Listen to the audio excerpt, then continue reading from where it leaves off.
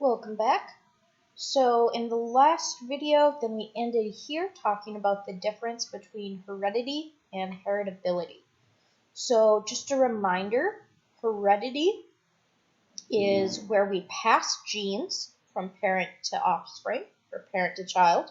And heritability is measuring the differences in a population that's because of genetic differences. So how much is the differences in a population due to genetic differences? And how we measure heritability is this thing called a heritability coefficient. So the heritability coefficient is an estimate of how much a characteristic is due to genetic factors. In other words, the heritability coefficient tells us what percent of the differences in a population is because of genes. Now let's get some examples because I feel like the examples will really help, okay? So here's a table with just some examples of heritability coefficients. Sometimes they're called heritability estimates. It's the same thing, okay? Now the higher the number, or closer to 1, now I really want to stress this, that all heritability coefficients are from 0. Why is this not working? Is from 0 to 1. Okay? That's it. There's no no negatives, nothing bigger than 1. They're always between 0 and 1. Okay? And so a heritability factor of 0.8 means that it's mostly due to genes. So genes play a big role. The smaller the number, so for instance right here, this one is 0.28. That means it's less likely to be due to genes, okay? So 0.8 is more. And there we go, okay? Do you see how that works? So when we're talking about the trait now, so we're talking about height. So the variability in everyone's height in the world, 80% of what contributes to someone's height or to the height of people in the world is their genes. Okay, so that means 20%, or the opposite, is not due to genes. And then, so here agreeableness is the other one we talked about that has a low heritability coefficient. That means that agreeableness is not controlled for by genes very much, or the difference in the population in amount of agreeableness is controlled for by genes only 28%. So that means the majority of what makes up for the differences in the population of agreeableness is not the genetic differences. Okay, so that's how that works. Now, if we want to study the effects of heritability coefficients, how are we able to come up with these numbers? And there's two main ways. The first are adoption studies. So this is where we're able to look at the differences in how people grow up and the different traits, especially behavioral traits in people, based on how they grew up. Because in adoption studies, then the parents and the children will have different genes, but they'll have the same environment. Okay, so it's the combination of genes and environment that make up for something, right? Remember we talked about that with a couple of the different fields of psychology, how it's the combination of that. So with adoption studies, then we're looking at how does the environment affect someone, and then any differences that can come out would be attributed to biology, right? Now, the other type of study is twin studies. So here, this is just an example or showing you how it's possible for there to be identical twins versus fraternal twins. So in identical twins, you actually have one egg and one sperm that splits into two, whereas in fraternal twins, you have two eggs and two separate sperm. So they start separately. So that's why you're able to have different genes in fraternal twins, whereas identical twins will have the exact same genes. Okay, you don't need to know how all this works. That's just an explanation. But we can use twin studies and the differences between identical twins and fraternal twins to look at, again, the differences in genetic differences and environmental differences. And because it's hard to tell the difference between environmental effects and genetic effects, by using these twin studies, then we can actually tell the differences. So again, fraternal twins usually grow up in the same environment, so any differences between them would be due to genes.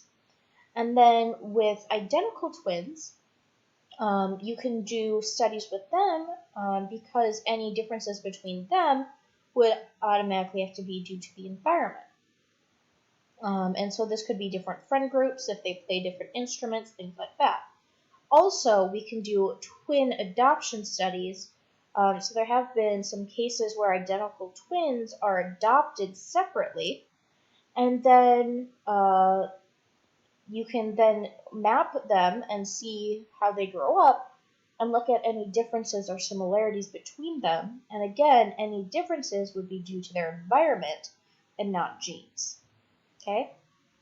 Now that's it for the genes that I want to cover. For the last of this, we're going to talk about evolution. Now, evolution is the passage of genetics over a long period of time and how genes kind of change over a long period of time, okay?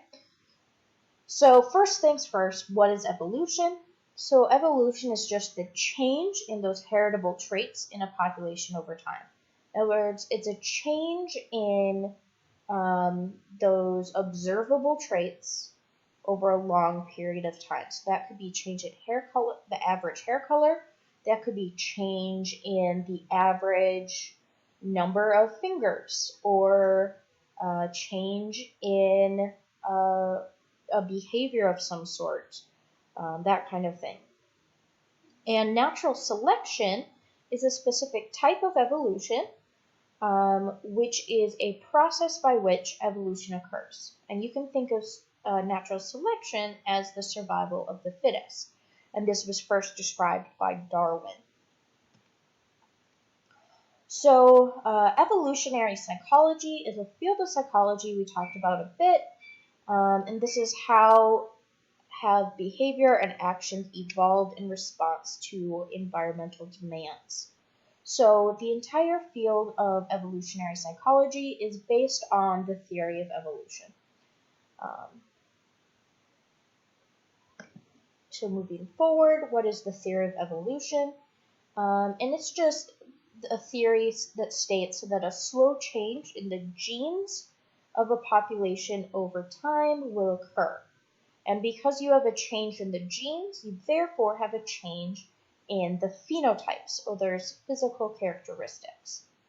And remember, a population is a large set of individuals.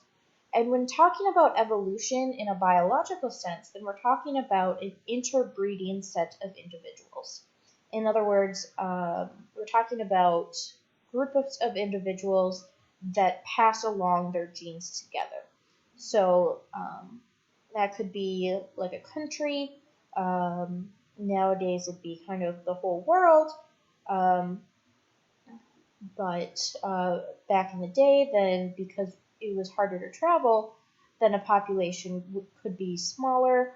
And it's only talking about the people that are breeding together or producing offspring together. Now there's changes, and these changes are due to mutations. In other words, we can't choose to change the DNA itself. It usually happens because of a mutation. And these are called heritable genetic mutations. In other words, it's a mutation that occurs in some offspring, kind of by mistake, and then that mutation is passed on to offspring over and over. And if it's a good mutation, it'll be selected for, and if it's a bad mutation, it'll be selected against. And that's where natural selection comes in. So a heritable characteristic that increases your likelihood of surviving will remain in the population and become more common over time. In other words, if the mutation is a good thing and it increases the likelihood of you producing more offspring and not being eaten by predators, it's going to stick around. Now, if it's a bad mutation that makes it easier for predators to see you, maybe it makes it harder for you to run away from predators, that trait's going to be selected against over time, which means it's not going to survive. And that's what natural selection is it's selecting those good mutations. So adaptations, that term, are the traits that occur due to natural selection. So some adaptations would be like in humans when we adapted opposable thumbs, so our movable thumbs. That's a good adaptation that we have that our ancestors didn't have, right? Or there's some common examples in nature, such as giraffes. As trees got taller, then those that were taller, had longer necks, were able to eat, and those that had the trait of shorter necks or shorter legs could no longer eat and therefore did not survive. And because they didn't survive, then the trait of shortness kind of went away, and the trait of tall, long necks stayed around. There's other examples like, again, with beetles and birds. So in this example, crows love green beetles. Because they like green beetles, then the red beetles survive more than the green. And then over time, there's no longer going to be any green beetles because all the green beetles will be eaten and not able to pass on their genes. Same thing can happen in mice and other animals. Now, let's finish this up with talking about the human brain, because we're in psychology and that's what we care about. Now, the human brain itself has also been a subject of evolution. So we've seen growth in areas associated with higher mental processes. So that's like attention, memory, thought, and language. And that would really be those cortex areas, those 4 lobes. We've seen those get larger over time and been selected for. And that also then leads to the evolution of behavior that can be impacted by culture as well.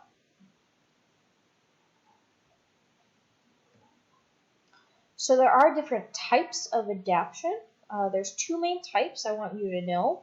One is a broad, and the second is domain specific. So a broad adaptation, based on its name, you might know that it's a very wide use. So you can use it. It's an adaptation that's good for a lot of things. So for instance, a larger cortex in the brain is a broad adaptation because it allows us to increase our language learning, logical reasoning, personality, a lot of different uses. Whereas a domain-specific adaptation is for a specific problem. So this would be like in Birds of Paradise or Brightly Colored Birds. They'll they'll adapt to have a specific color plumage for the sole purpose of attracting mates. There's only one purpose for that adaptation, and that's a domain specific. Now in humans, we also have some social adaptations. So we have this ability to acquire language, and this is something that's been adapted for over time. We also have this unique ability to be responsive to human faces. We have group-seeking behavior and some universal emotions.